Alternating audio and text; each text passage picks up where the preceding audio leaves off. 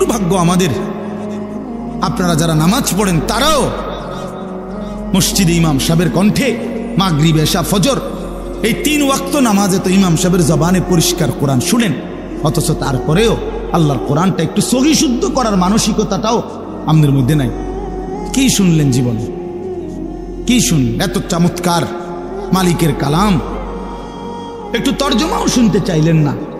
আহা, আলহামদুলিল্লাহ সূরাটা দিয়ে আল্লাহ আমারে এতবার পড়ায়, কেন পড়ায়? আমার কি একটু বোঝা উচিত ছিল না? কিরে, আমি সেই ফজর জোহর আসর মাগরিব এশা আউয়াবিন ইশরাক তাহাজ্জুদ যে সময় নামাজে দাঁড়াই প্রত্যেক রাকাতে আমারে দিয়া সূরা ফাতিহা পড়ায়। ঘটনাটা কি? এটার মধ্যে এত কিতা আছে, এটা জানা দরকার ছিল না?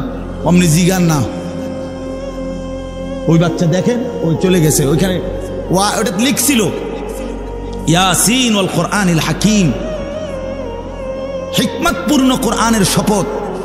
অর্থাৎ আল্লাহ তাআলা বুঝাইছেন, বন্ধু যে কোরআন নাজিল করেছি এই কোরআনের প্রতি অক্ষর এই পৃথিবীর সবচেয়ে শ্রেষ্ঠ প্রজ্ঞাপূর্ণ কথা।